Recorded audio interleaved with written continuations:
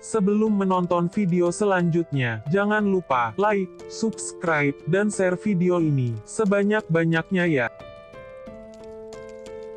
Bab 49, Dinar, panggil Juno pada gadis yang duduk membelakanginya di sebuah warung makan. Juno, gadis itu menoleh. Juno menghela nafas lega, saat melihat gadis tersebut ternyata benar Dinar. Dinar, kamu dari mana saja? Oh, aku lapar, jadi aku mampir ke sini. Dinar menunjukkan sepiring nasi, lengkap dengan lauk yang disantapnya. Kita lanjutkan makannya nanti saja. Sekarang kita harus pulang, ajak Juno, sebelum bertemu dengan Damar. Lo kenapa? Tanya Dinar bingung, menatap wajah Juno yang tampak panik. Tidak apa-apa, ayo pergi. Juno menarik tangan Dinar, tanpa menjelaskan apapun, segera kembali ke rumah. Malam itu Dinar masih termenung di ranjangnya. Dinar ingin segera bertemu dengan keluarganya, dan mulai merasa tidak nyaman tinggal di rumah Ibu Sari.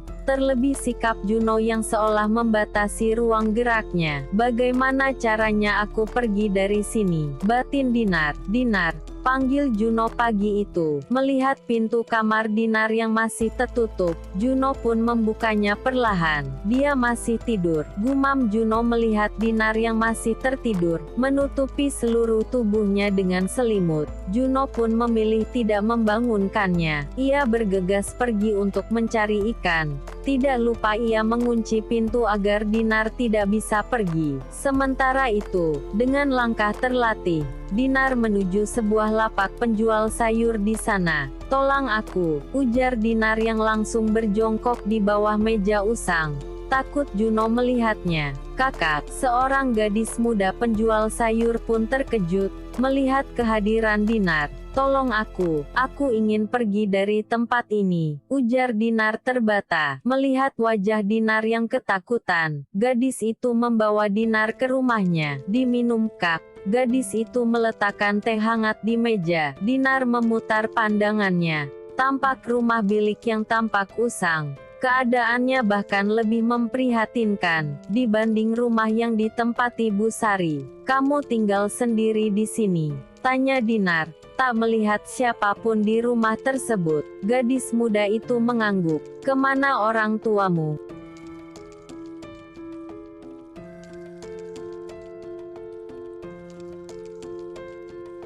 Sudah meninggal, sudah meninggal. Kamu tidak punya saudara? Tidak, aku sebatang kara, jawabnya seraya menggeleng. Dinar tertegun, langsung mengerti mengapa hidup gadis itu tampak miris, hidup di gubuk usang yang tampak rapuh. Siapa namamu? Tanya Dinar pada gadis berparas ayu itu. Melati. Gadis itu tersenyum. Aku Dinar. Apa ada yang membuat Kak Dinar takut?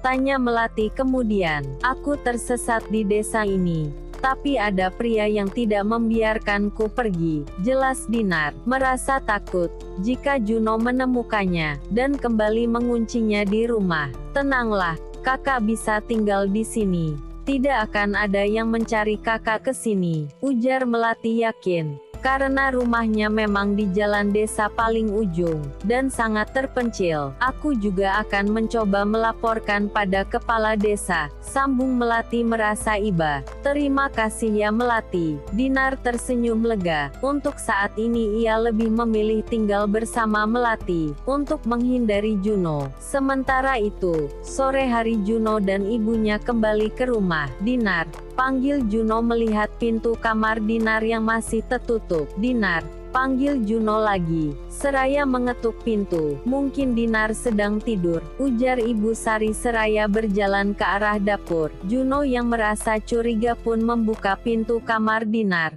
Tampak Dinar yang masih menutupi seluruh tubuhnya dengan selimut. Dinar, Juno berjalan perlahan, mendekat ke arah ranjang. Perlahan membuka selimut tipis tersebut. Juno terbelalak kaget, melihat ternyata hanya bantal guling yang berada di bawah selimut tersebut. Dinar, Juno bergegas keluar kamar, mencari Dinar ke seluruh ruangan.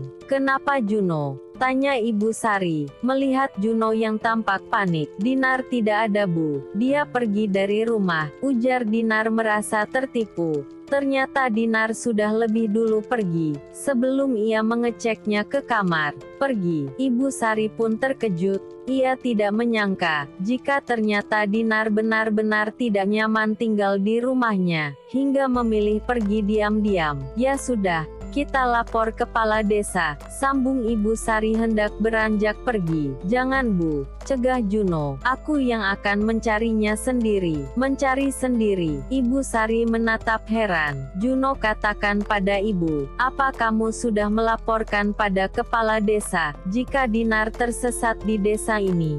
Tanya Ibu Sari dengan nada curiga. Juno hanya terduduk lemas, mengusap kasar wajahnya. Jawab Juno, desak Ibu Sari. Juno menggeleng pelan. Kenapa Juno? Seharusnya kita membantu Dinar, seru Ibu Sari. Tidak mengerti dengan sikap putarannya itu. Karena aku menyukai Dinar, aku tidak ingin dia pergi.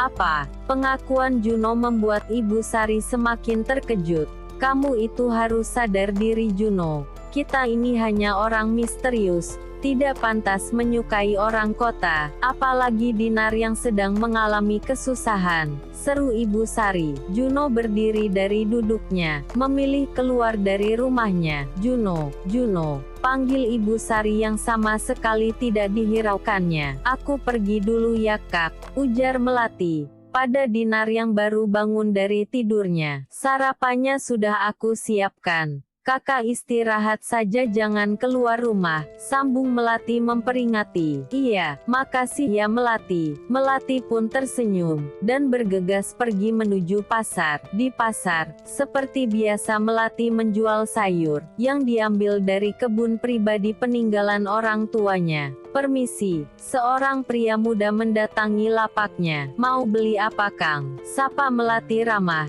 pada pria berpostur tinggi dan berwajah rupawan itu. Maaf, saya tidak ingin beli. Saya ingin bertanya, apa kamu pernah melihat wanita ini? Pria itu menunjukkan foto wanita yang dibawanya. Melati tersentak melihat foto wanita yang ditunjukkan. Ternyata adalah foto Dinar. Melati melirik wajah pria itu sesaat. Tidak, saya tidak melihatnya, ujar Melati. Berpikir pria itu mungkin pria yang ditakuti Dinar. Oh gitu, terima kasih. Pria itu menghela nafas kecewa. Tunggu, boleh saya tahu nama Akang? Damar, namaku Damar. Tolong beritahu aku, jika kamu melihat gadis di foto itu, balas Damar, yang langsung berlalu pergi. Ini adalah hari kesekian Damar berada di desa itu. Damar enggan beranjak pergi, merasa yakin jika Dinar ada di desa itu. Terlebih ia pernah melihat sekilas, wajah gadis yang sangat mirip dengan Dinar. Kak Dinar, panggil Melati. Setelah kembali pulang ke rumahnya usai berjualan sayur. Melati, kamu sudah pulang? Dinar keluar dari kamarnya. Sudah, aku bawa nasi bungkus, ayo kita makan Kak. Melati menunjukkan kantong kresek hitam, yang berisi nasi bungkus. Ia segera mengambil piring. Dimakan Kak, ujar Melati, duduk di kursi makan, dan menyantap makan siangnya bersama Dinar. Maaf ya Melati, aku merepotkanmu. Dinar merasa tidak enak.